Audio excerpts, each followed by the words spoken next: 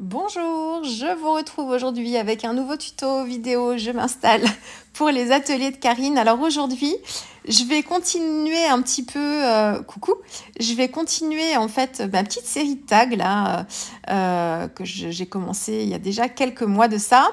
Là, j'étais inspirée par des photos prises à Disneyland Paris. Sur le début juin et en fait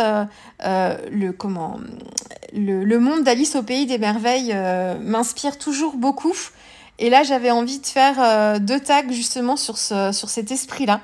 Donc j'ai pioché un petit peu dans les différentes collections d'ateliers de Karine. Alors vous allez retrouver la collection Cahiers d'automne avec cette grande planche en fait avec les tubes, le pinceau, enfin voilà, et plein de tampons sur l'art et la créativité. Et puis j'ai dû utiliser aussi j'avais sous la main des produits de la collection aussi Bonjour l'été, puisqu'il y avait des motifs de fleurs qui me rappelaient un petit peu les roses de la Reine de Cœur, parce que ça va être ça un petit peu le thème.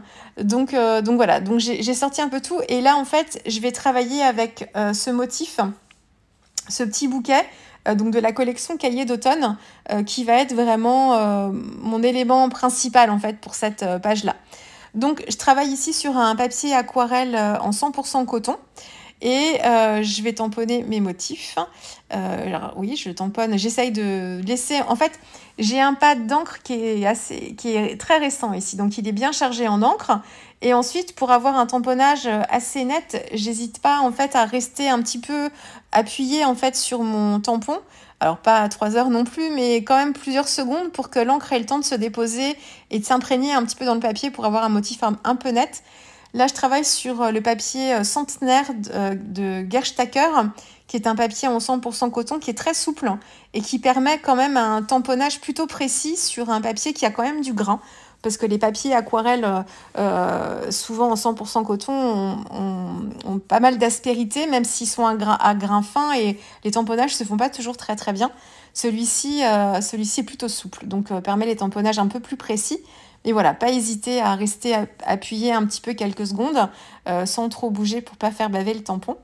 Et là, j'ai fait donc un tamponnage en haut à droite, et puis j'ai fait une diagonale, le même tampon, tourné un petit peu en bas à gauche. Je vais travailler avec mes aquarelles, avec la technique du mouillé sur mouillé, et je vais commencer à créer en fait des zones de couleurs sur mes motifs de tampons de façon assez grossière pour poser un petit peu les taches de couleurs. Je travaille avec des aquarelles artisanales, ce sont les couleurs VF. J'ai réuni tous mes petits godets dans une seule et même palette pour me permettre de les utiliser un petit peu plus souvent aussi.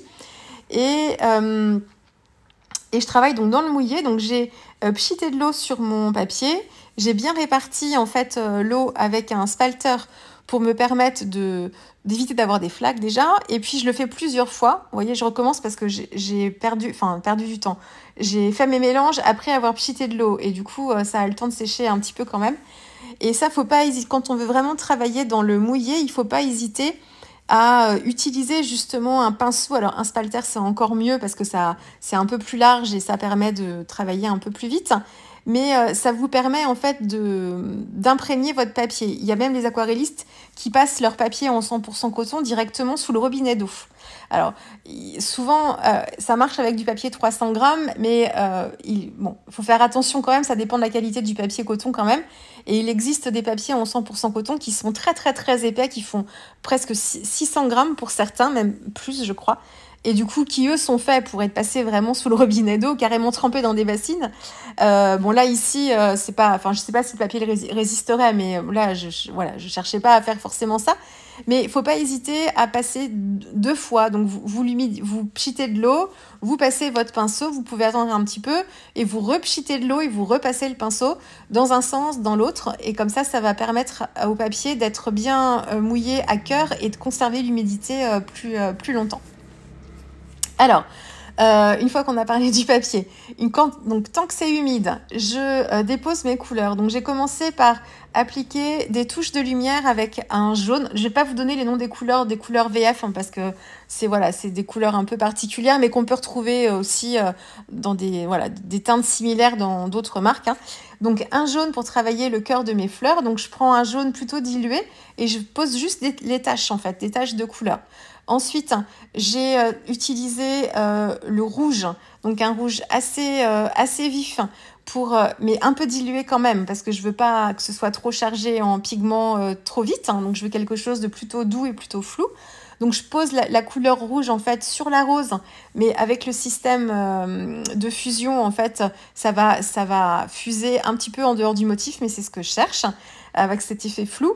Et ensuite, tout le reste en fait de mon papier va être dans les teintes de vert.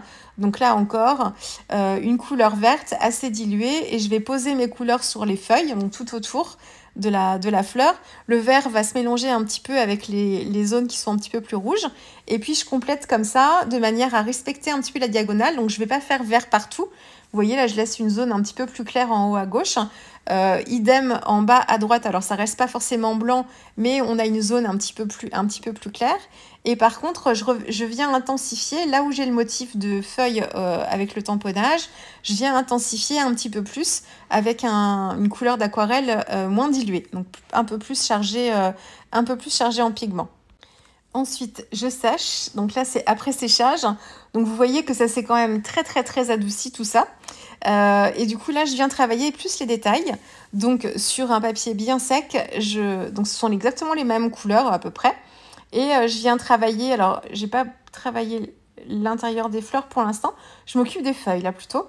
Donc je travaille avec une couleur de vert un petit peu plus jaune, donc j'ai un vert dans ma palette et je viens lui rajouter un petit peu de jaune pour qu'il soit un peu plus lumineux.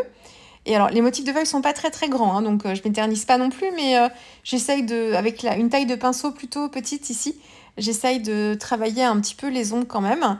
Donc une base de feuilles, enfin je recouvre l'intégralité de mes feuilles avec ce mélange jaune avec un peu de vert, on va le dire plutôt comme ça.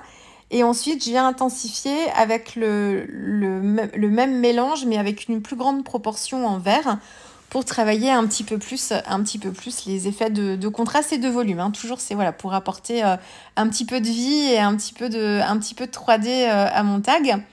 Et là je suis en train de travailler les roses, donc en fait pour moi, ce seront des roses, hein. Ce sont peut-être des camélias ou des pivoines, mais pour moi, ce seront des roses ici. Et pour travailler en fait les détails, je viens en fait ourler, si je peux dire ça comme ça, l'extérieur de chacune des pétales. Ça me permet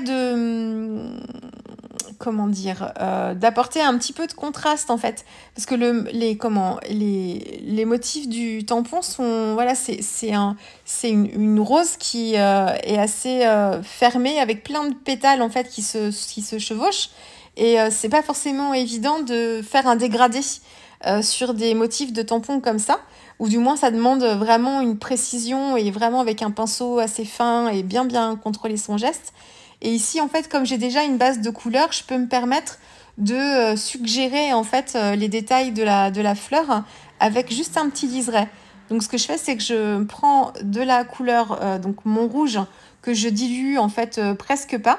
Et avec un pinceau fin, je viens faire le contour de mes pétales, donc sur les extérieurs. Et là où j'ai de la place, je rince bien mon pinceau et en essuyant un tout petit peu le pinceau pour pas qu'il soit trop gorgé d'eau, je viens en fait essayer de flouter un tout petit peu le trait que j'ai fait avec le pinceau pour me créer un petit dégradé là où c'est possible. Et donc du coup, ça va donner en fait un effet comme ça de volume à la fleur, parce qu'on va venir travailler chaque pétale comme ça, et la fleur prend volume au fur et à mesure des détails qu'on lui ajoute. Donc je fais ça pour le motif qui est en haut à droite. Je fais la même chose pour celui qui est en bas à gauche.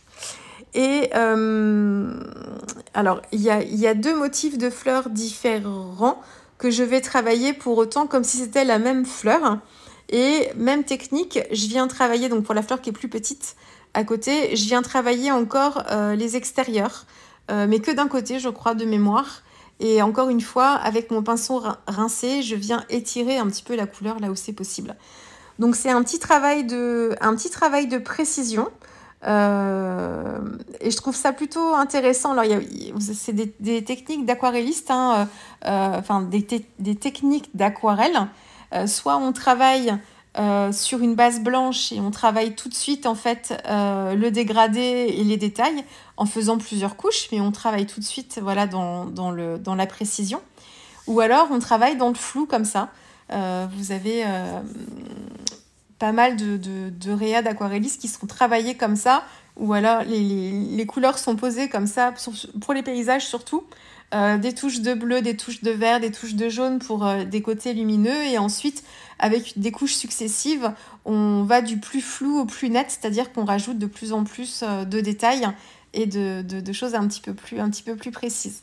Quand j'ai fini de travailler mes éléments, j'ai repris en fait mon verre que j'ai dilué pour pouvoir avoir quelque chose d'assez fluide, et je me suis créé des gouttes. Donc là, il faut le faire sur un fond sec, parce que moi, je veux avoir des gouttes bien définies. Je veux pas avoir des gouttes après qui se diffusent, parce que j'aime moins cet effet-là. Donc du coup, ou alors il faut que le papier soit très humide et il faut que la fusion se fasse loin pour avoir une tache qui se crée après comme ça avec un halo. J'aime pas quand ça se diffuse, mais un tout petit peu. C'est encore une fois une question de goût personnel, hein. Donc je fais ça sur papier bien sec et ça me fait des petites gouttes qui sont assorties en fait à mon fond. Donc voilà, donc ça c'est pour mon fond de page. Ici, je suis en train de me créer un autre fond dans lequel je vais découper un petit pola. Là, je n'arrête pas de l'utiliser, ce die pola. Donc c'est la collection Bonjour l'été, encore une fois. Et en fait, vous voyez, quand on travaille dans l'humide, on a une aquarelle qui va se diluer encore un peu plus quand on va l'appliquer, parce qu'elle sera appliquée sur une base d'eau. Donc du coup, au contact de l'eau, ça va avoir tendance à se diluer un petit peu. Et quand on sèche en fait l'aquarelle, on va avoir un effet hyper délavé. Et quelquefois, quand vous trouvez que vos réalisations, elles sont un peu fades, c'est quelquefois ce qu'on dit en message privé, c'est parce qu'en fait, c'est pas que vous vous y prenez pas bien, c'est juste qu'il vous manque une couche ou deux pour apporter un petit peu plus de vibrance. Donc là, c'est un bel exemple sur le petit pola. Donc vous avez vu la première couche que j'ai passée, elle était passée sur un papier qui était humide. Donc du coup, quand j'ai séché, et j'ai pas ajouté beaucoup de pigments non plus, mais même si j'en avais ajouté un petit peu plus, au premier passage et au premier séchage, on va avoir un effet un peu blanchi, ce qui est tout à fait normal. Il ne faut pas hésiter à faire une deuxième couche par-dessus pour intensifier tout ça. Et là, vous voyez, j'ai pas du tout retouché ma vidéo, elle est vraiment telle quelle.